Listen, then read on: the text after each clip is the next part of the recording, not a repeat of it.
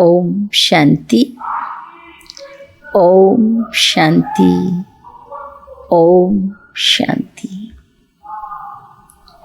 మురళి తారీఖు 11 సెప్టెంబర్ 2022. అవ్యక్త బాప్దాదా. రివైజ్ మురళి తారీఖు 8/4/1992.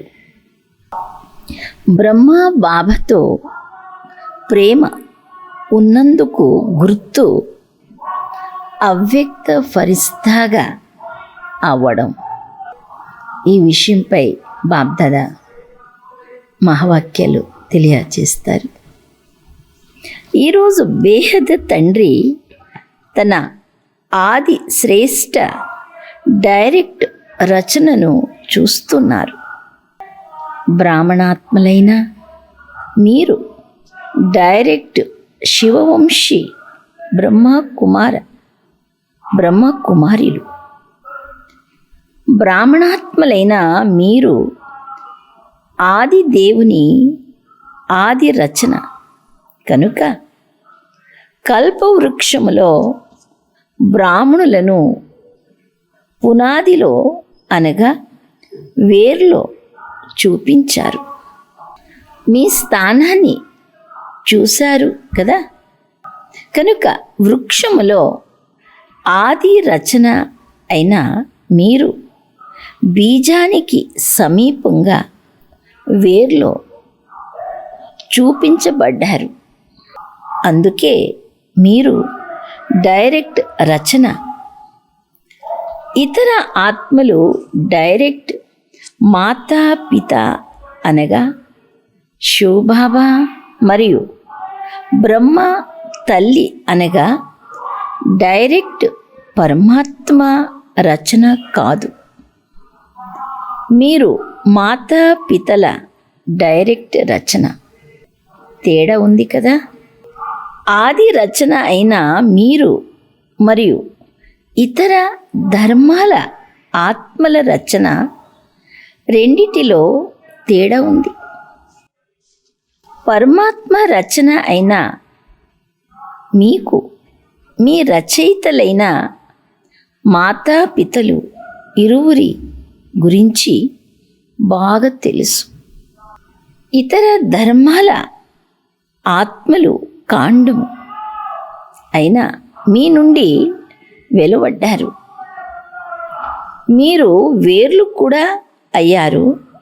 అంతేకాక కాండము కూడా అయ్యారు. బ్రాహ్మణుల రూపములో వృక్షము యొక్క వేర్లో ఉన్నారు.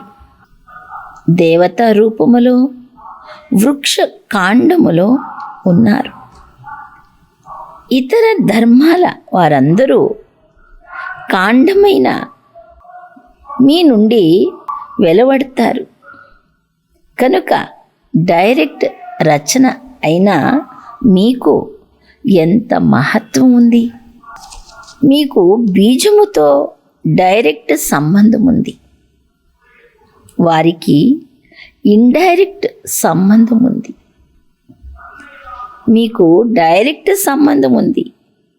మీరందరూ మేము పరమాత్మ సంతానము అని ఆత్మిక నశతో చెప్తారు. ఇతర ధర్మాల ఆత్మలు ఎవరు వచ్చినా వారందరూ తమను క్రిస్టియన్లు, బౌద్ధులు, ఇస్లామీలు అని పిలిపించుకుంటారు. డైరెక్ట్ శివవంశీ లేక ఆది దేవుడైన బ్రహ్మ రచన అని పిలిపించుకోరు. క్రీస్తు వంశస్థులైన క్రిస్టియన్లు మేము ధర్మపిత అయిన క్రీస్తు యొక్క క్రిస్టియన్లము అని అంటారు. వారికి ఇదే తెలుసు. వారందరూ ధర్మపితల వంశస్థులు. మీరు మేము పరమాత్మ వంశస్థులము అని అంటారు. కనుక ధర్మపిత మరియు పరమపిత ఎంత తేడా ఉంది. డబల్ విదేశీయులు తమను పరమపితకు చెందిన వారిగా భావిస్తున్నారా, లేక ధర్మపితకు చెందిన వారిగా భావిస్తున్నారా? పరమపితకు చెందిన వారు అనగా డైరెక్ట్ రచన. కనుక డైరెక్ట్ మరియు ఇండైరెక్ట్లో ఎంత తేడా ఉంది. నశలో కూడా తేడా ఉంది, ప్రాప్తిలో కూడా తేడా ఉంది. కనుక భక్తి మార్గములో కూడా ఇండైరెక్ట్గా తమ ఇష్ట దేవి దేవతల ద్వారా తండ్రిని స్మృతి చేస్తారు. ఒకవేళ ఎవరైనా శివభక్తులుగా ఉన్నవారు కూడా శివ శంకరులను ఒకటిగా భావించి స్మృతి చేస్తారు. కనుక ఇది కూడా ఇండైరెక్ట్ అయింది కదా. రామునికి కూడా రామేశ్వరుడు ఉన్నాడని తెలుసు, అయినా భక్తిలో రాముడినే స్మృతి చేస్తారు. కనుక భక్తి ఇండైరెక్ట్ అయింది కదా. ఎందుకంటే భక్తాత్మల రచనలో వెనుక వచ్చే ఆత్మలు ఉంటారు. మీరు డైరెక్ట్ పరమాత్మ వంశానికి చెందిన ఆత్మలు. ద్వాపర యుగములో మీరు భక్తి కూడా చేస్తారు. పరిచయము లేకున్నా మొదట తండ్రి అయిన శివుని భక్తి చేస్తారు. సూక్ష్మ దేవతలైన బ్రహ్మ, విష్ణు, శంకరుల పూజ తర్వాత ప్రారంభమవుతుంది, ఆదిలో కాదు. కనుక ఇతర ఆత్మల రచన కూడా ఇండైరెక్ట్ ఆత్మల ద్వారా జరుగుతుంది. అంతేకాక భక్తిలో కూడా వారు ఇండైరెక్ట్ భక్తి చేస్తారు. మీరు డైరెక్ట్ భక్తులు, ఇండైరెక్ట్ కాదు అనగా శివుని పూజను మీరే ప్రారంభిస్తారు. ప్రాప్తిలో కూడా చూడండి, డైరెక్ట్ ఆత్మలకు అనగా డైరెక్ట్ రచన అయిన మీకు అనేక జన్మలకు జీవన్ముక్తి వారసత్వం లభిస్తుంది. ఇతర ఆత్మలకు జీవన్ముక్తి వారసత్వము ఇంత ఎక్కువ సమయానికి లభించదు. మీ జీవన్ముక్తి అర్ధకల్పము నడుస్తుంది. అయితే ఇతర ఆత్మలకు జీవన్ముక్తి మరియు జీవన బంధనము రెండు అర్ధకల్పము లోపలే లభిస్తాయి. అది కూడా ద్వాపర యుగము ఆదిలో వచ్చే ఆత్మలకు మాత్రమే. తర్వాత వెనుక వచ్చే ఆత్మలకు కొద్ది జన్మలోనే రెండు ప్రాప్తి అవుతాయి. ఇంకా వెండి యుగాల స్థితి. సృష్టి చక్రములో కూడా బంగారు వెండి యుగాలు ఉన్న సమయములో ప్రాప్తి అవుతుంది. మీకు బంగారు యుగ స్థితి ఉన్నప్పుడు యుగము కూడా బంగారు యుగముగా ఉంటుంది. ప్రకృతి కూడా బంగారు యుగముదిగా ఉంటుంది. సృష్టి చక్రము గురించి బాగా తెలుసు కదా. ఇతర ఆత్మలు బంగారు యుగ స్థితిలో ఉన్నప్పుడు రాగి యుగము లేక ఇనుప యుగము ఉంటుంది. వారికి రాగి యుగములో బంగారు యుగ స్థితి ఉంటుంది. కానీ మీకు బంగారు యుగములో బంగారు యుగ స్థితి ఉంటుంది. ఎంత తేడా ఉంది! మీరు సతో ప్రధానంగా ఉంటే ప్రకృతి కూడా సతో ప్రధానంగా ఉంటుంది. వారు రజో ప్రధాన, ప్రకృతిలో సతో ప్రధాన స్థితిని అనుభవం చేస్తారు. కనుక డైరెక్ట్ ఇండైరెక్ట్ రచనకు ఎంత తేడా ఉంది! మేము డైరెక్ట్ పరమాత్మ రచన అనే నశ సదా ఉంటుందా, లేక అప్పుడప్పుడు నశ ఎక్కుతుందా? పర్సెంటేజ్లో తేడా వచ్చేస్తుంది. ఒకసారి 100% ఉంటుంది, ఒకసారి 50% ఉంటుంది. కానీ ఎలా ఉండాలి? సదా ఏకరసంగా ఉండాలి కదా. కనుక ఉండాలి ఉండాలి అని ఎప్పటి వరకు చెప్తారు? సదా నశ ఉంటుంది అని వెంటనే నశతో చెప్పరు, ఉండాలి అని అంటారు. కనుక సంపూర్ణంగా అవ్వడం అనగా చాయే అనగా ఉండాలి, కావాలి అనే శబ్దము సమాప్తమైపోవాలి. అందరి నోటి నుండి సదా ఉంది అని వెలువడాలి. దీనికోసం ఎన్ని సంవత్సరాలు కావాలి? తండ్రి కూడా కావాలి అనే శబ్దాన్ని ఉపయోగిస్తూ అడుగుతున్నారు. ఎన్ని సంవత్సరాలు కావాలి? 10 సంవత్సరాలు కావాలా, లేక అంతకంటే ఎక్కువ, లేక తక్కువ కావాలా? ఎందుకంటే తపస్య సంవత్సరాన్ని ప్రారంభం చేశారు. ఇప్పుడు ఇంకా సమాప్తి సమయం కూడా వచ్చేసింది. కానీ ప్రారంభం చేసినప్పుడు అందరూ ఏమని సంకల్పం చేశారు? సంపన్నంగా అవుతాము అని అనుకున్నారు కదా. సంవత్సరం అయితే సమాప్తమైంది, కానీ మీరు సంపన్నంగా అయ్యారా, లేక అవ్వాలా? మరొక సంవత్సరం కావాలా?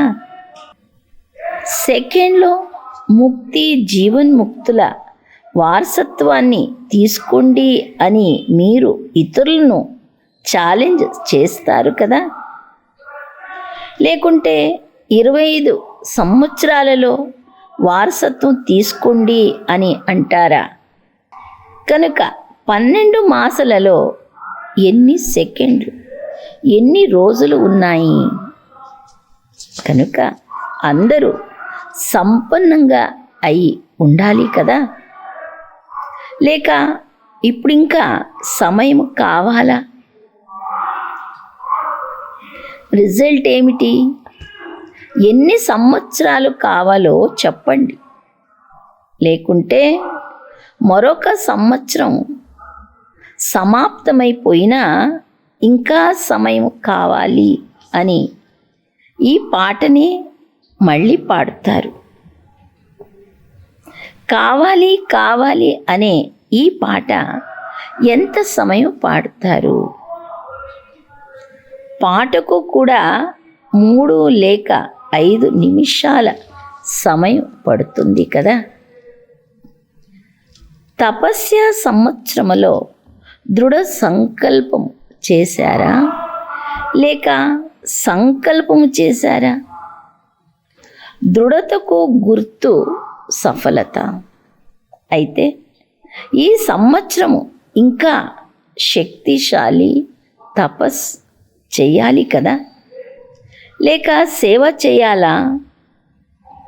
2 చేయలేరా? మీ టైటిల్ కర్మయోగులా లేక కేవలం యోగులా? వాస్తవంగా చూస్తే ఎందులోనైతే స్వసేవ మరియు సర్వుల సేవ ఇమిడి ఉంటుందో దానిని సేవ అని అంటారు. ఇతరుల సేవ చేస్తూ స్వసేవను నిర్లక్ష్యము చేస్తే దానిని వాస్తవములో యథార్థమైన సేవ అని అనరు. సేవ యొక్క పరిభాష సేవకు మేవ ఫలితము లభిస్తుంది. సేవ అంటే మేవ అంటే ఫలము, ప్రత్యక్ష ఫలము. సేవ చేయండి, మేవ తినండి. ఒకవేళ స్వసేవ వైపు నిర్లక్ష్యంగా అయితే ఆ సేవలో శ్రమ ఉంటుంది, ఖర్చు ఉంటుంది, అలసట ఉంటుంది. కానీ ప్రత్యక్ష ఫలమనే సఫలత ఉండదు. మొదట స్వయానికి సఫలత, దాని జతలో ఇతరులకు కూడా సఫలత అనుభవం అవ్వాలి.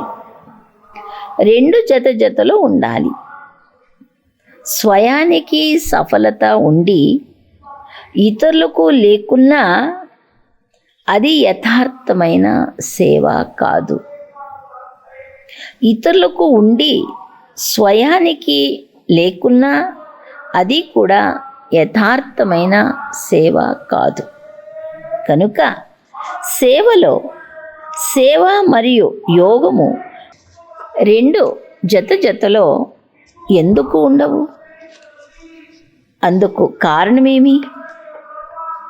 ఒకరి వైపు అటెన్షన్ ఇస్తే రెండవ వారు డీలా అవుతారు. రెండవ వారి వైపు అటెన్షన్ ఇస్తే మొదటి వారు డీలా అవుతారు. దీనికి కారణమేమి? కారణమేమంటే సేవ కొరకు మంచి ప్లాన్ అయితే తయారు చేస్తారు, కానీ ప్లైన్ బుద్ధి గలవారిగా అయ్యి ప్లాన్ తయారు చేయరు. ప్లైన్ బుద్ధి అనగా సేవ చేస్తూ నిమిత్త భావము మరియు నిర్మాణ భావం తప్ప మరొక విషయమేది బుద్ధిని టచ్ చేయరాదు.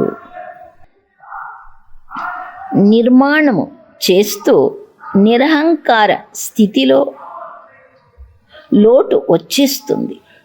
కనుక నిర్మాణ కార్యాన్ని ఎంత సఫలము చేయాలనుకుంటారో అంత సఫలం అవ్వదు. శుభభావన లేక శుభకామనల బీజమే నిమిత్త భావము మరియు నిర్మాణ భావం. హద్దులోని పేరు గౌరవం కాదు, కానీ నిర్మాణత ఉండాలి. కనుక సేవా ప్లాన్లు తయారు చేసే ముందు బుద్ధిని ప్లెయిన్గా తయారు చేసుకోవడం చాలా అవసరం. లేకుంటే ప్లెయిన్ బుద్ధికి బదులు ఒకవేళ బుద్ధిలో ఇతర ఆయథార్థ భావాలనే చెత్త మిక్స్ అయితే సేవా ప్లాను ఏదైతే తయారు చేస్తారో అందులో రత్నాలతో పాటు రాళ్ళు కూడా పొదగబడతాయి. రత్నాలు మరియు రాళ్ళు మిక్స్ అయిపోతాయి.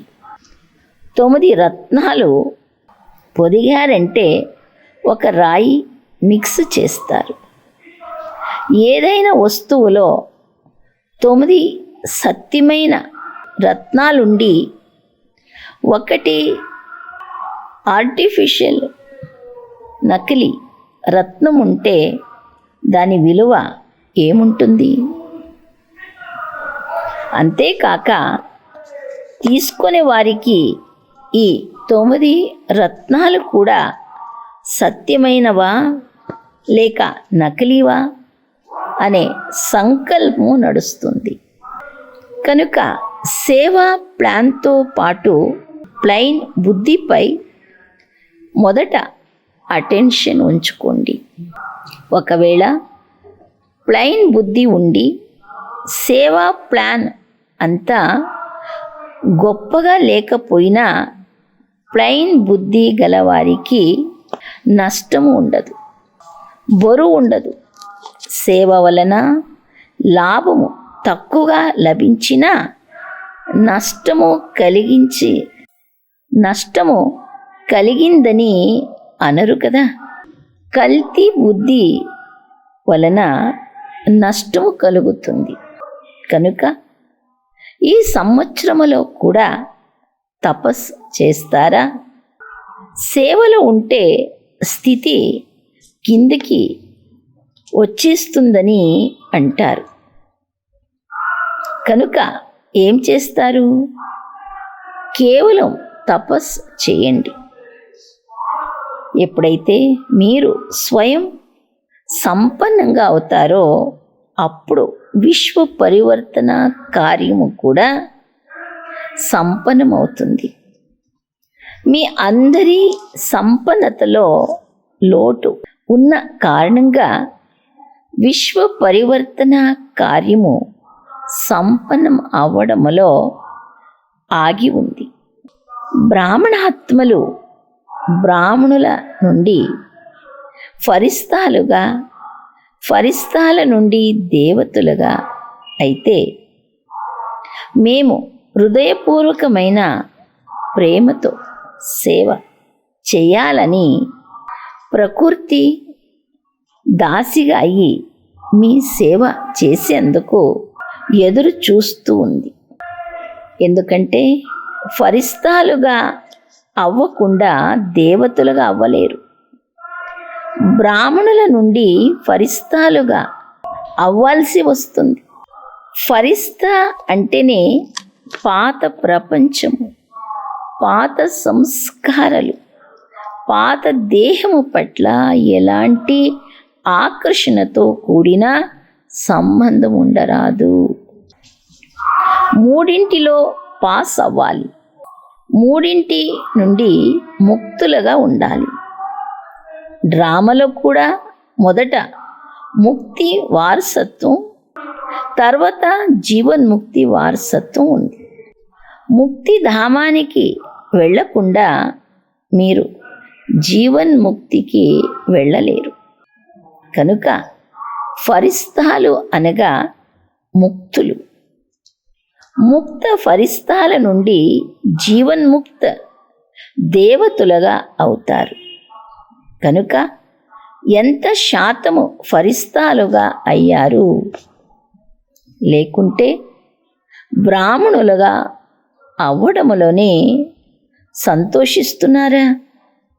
ఫరిస్తాలుగా అవడం అనగా అవ్యక్త ఫరిస్తా స్వరూపమైన బ్రహ్మ బాబాతో ప్రేమ ఉండాలి.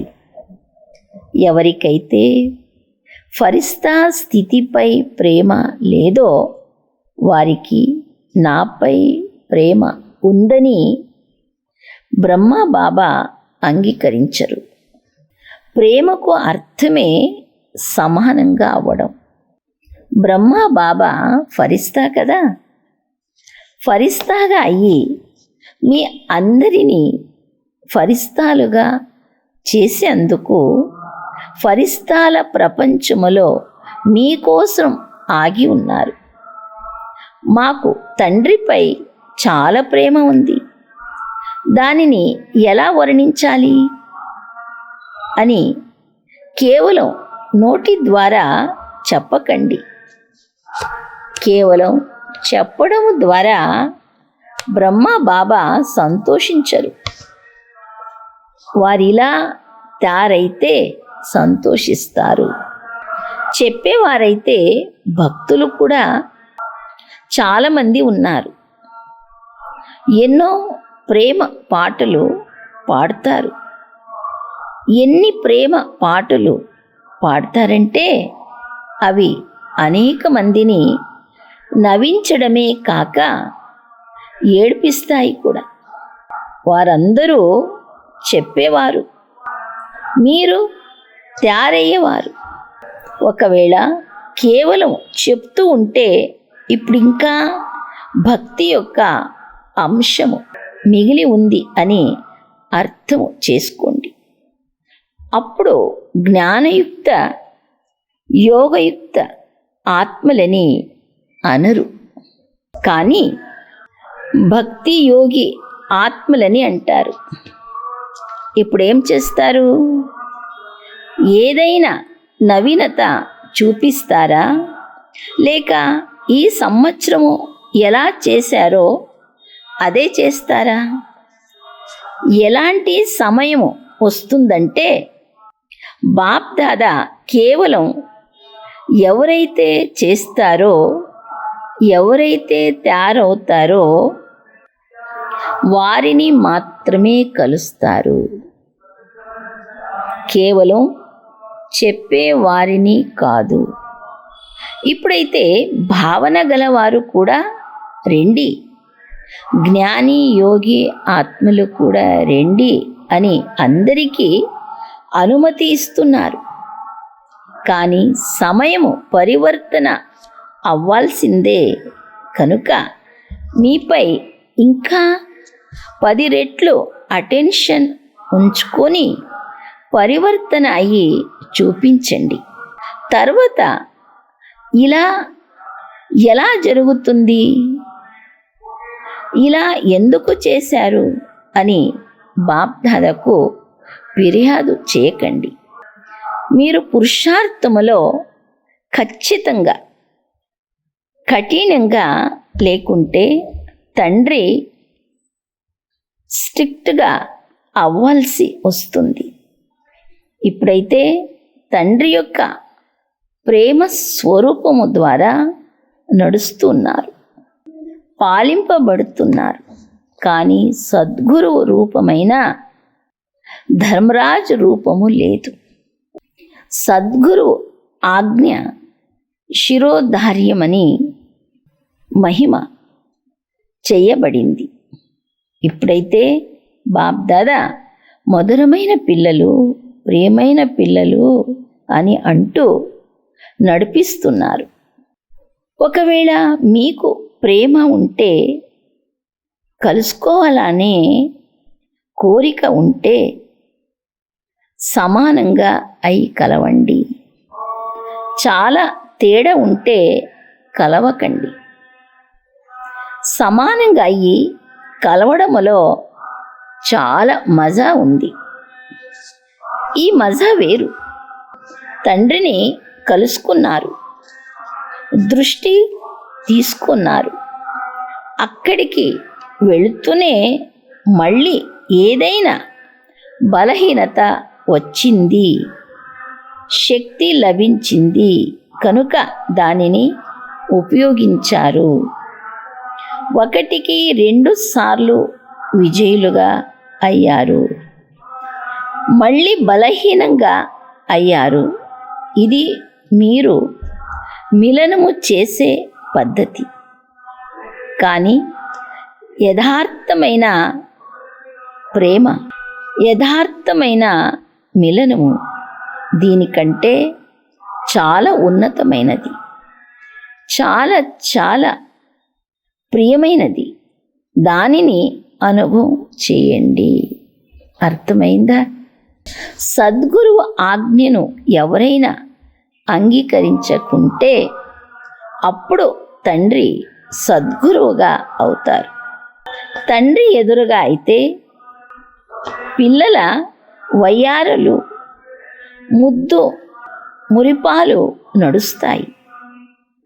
ఒకవేళ తండ్రితో సత్యమైన ప్రేమ ఉంటే ఈ సంవత్సరములో ఫరిస్తా సమానంగా అయి చూపించండి. ఇప్పుడు ఇంతమంది కలుసుకునేందుకు వచ్చారు, చాలా మంచిది. కానీ ఇంకా ఇంతకంటే మంచి పురుషార్థము చేయాలి. ప్రేమించడం మరియు ప్రేమను నిభాయించడంలో తేడా ఉంది. మీ అందరికీ ప్రేమ ఉంది. ఒకవేళ ప్రేమ లేకుంటే ఇంతమంది ఎందుకు వస్తారు? కానీ ప్రేమించడము మరియు నిభాయించడములో తేడా వచ్చేస్తుంది. ప్రేమించేవారు అనేక మంది ఉంటారు, కానీ నిభాయించేవారు ఎంతమంది ఉంటారు? మీరు నిభాయించేవారేనా? నిభాయించేవారు కావాలి కావాలి అని అనరు. వారు ప్రాక్టికల్గా ఉంటారు. కేవలం నోటి ద్వారా చెప్పరు.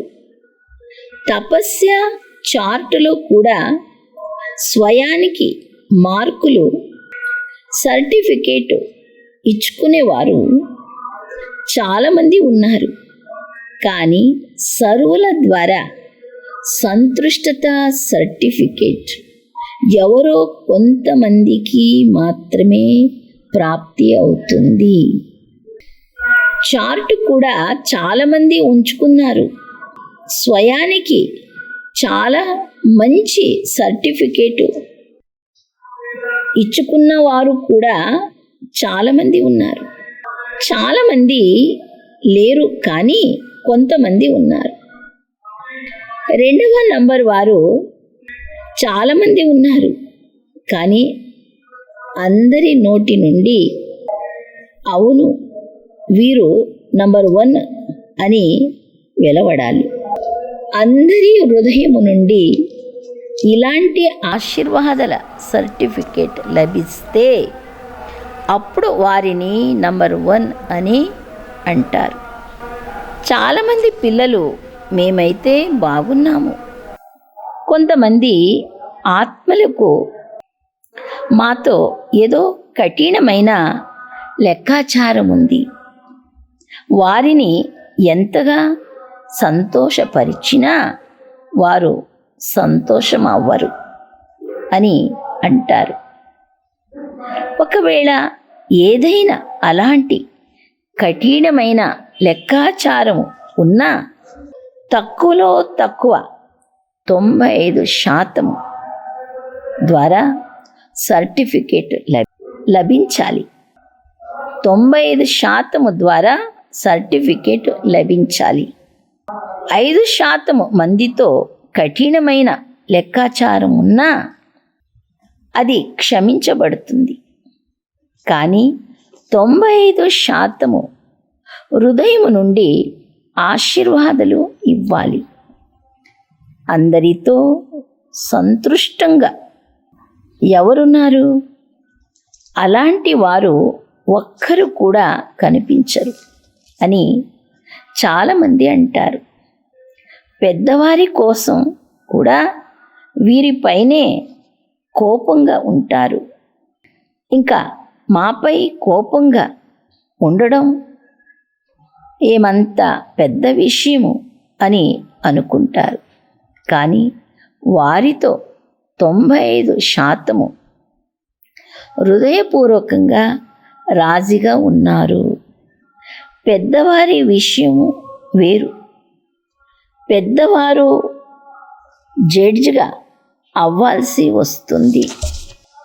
ఇరువురిలో ఒకరి మాటలను అవును అని అంటే వారికి మంచి వారిగా అవుతారు. ఎవరి మాటలను కాదు అని అంటారో వీరు కూడా మంచివారు కాదు అని అంటారు. కనుక జడ్జిగా ఉన్నవారు అవును అని ఒక్కరికి చెప్తారా లేక ఇరువురికి చెప్తారా? కనుక ఆ విషయాలు వేరు. కానీ హృదయపూర్వకమైన తపస్సు, హృదయపూర్వకమైన ప్రేమ, నిమిత్త భావము, శుభభావాల సర్టిఫికేట్ ఎదురుగా ఉంచుకోండి. అంతేగాని పెద్దవారిని కాపీ చేసి వారితోనే సంతృష్టంగా లేరు, మేమైతే పాస్ అయిపోతాము అని అనుకోకండి. ఒకవేళ 95% సంతృష్టంగా ఉంటే నంబరు లభిస్తుంది. అచ్చా, నలువైపులా ఉన్న ఆది పిత యొక్క ఆది రచన, డైరెక్ట్ రచన, శ్రేష్ఠ ఆత్మలు, అనేక జన్మలకు జీవన్ముక్తి వారసత్వాన్ని ప్రాప్తి చేసుకునే ఆత్మలు, బ్రాహ్మణుల నుండి ఫరిస్తాలుగా, ఫరిస్తాల నుండి దేవాత్మలుగా అయ్యే సర్వ అధికారి ఆత్మలు, సదా ప్లైన్ బుద్ధి గలవారిగా అయ్యి సేవా ప్లాన్లో సఫలతను ప్రాప్తి చేసుకునే ఆత్మలు, తండ్రితో సత్యమైన స్నేహము, సత్యమైన ప్రేమను నిభాయించే సర్వ సమీప ఆత్మలకు బాప్దాదా ప్రియ స్మృతులు మరియు నమస్తే. ऐसे बनाने वाले बाप दादा को हम बच्चों का याद प्यार और गुड मॉर्निंग, నమస్తే నమస్తే. వరదానము: కంట్రోలింగ్ పవర్ ద్వారా తుఫానును కూడా తోఫగా బహుమతిగా చేసుకునే యథార్థ యోగి భవ. వివరణలో, ఎవరైతే తమ బుద్ధిని ఒక్క సెకండ్లో ఎక్కడ మరియు ఎప్పుడు జోడించాలనుకుంటారో అలా జోడించగలిగే వారే యథార్థమైన లేక సత్యమైన యోగులు. పరిస్థితి ఆందోళన కలిగించేదిగా ఉన్న తమోగుణి వాయుమండలం ఉన్న మాయా తనవారిగా చేసుకునే ప్రయత్నం చేస్తూ ఉన్న సెకండ్లో ఏకాగ్రంగా అవ్వాలి. ఇదే స్మృతి శక్తి. ఎంతటి వ్యర్థ సంకల్పాల తుఫాను ఉన్నా సెకండ్లో ఆ తుఫాను మిమ్ములను ముందుకు తీసుకెళ్ళే బహుమతిగా అయిపోవాలి. ఇలాంటి కంట్రోలింగ్ పవర్ ఉండాలి. ఇలాంటి శక్తిశాలి ఆత్మ ఎప్పుడు నేను కోరుకోను కానీ జరిగిపోతుంది అనే సంకల్పాన్ని చేయదు. స్లోగన్: యోగయుక్తంగా మరియు యుక్తియుక్తంగా కర్మ చేసేవారే విఘ్న ప్రూఫ్గా అవ్వగలరు. ఓం శాంతి.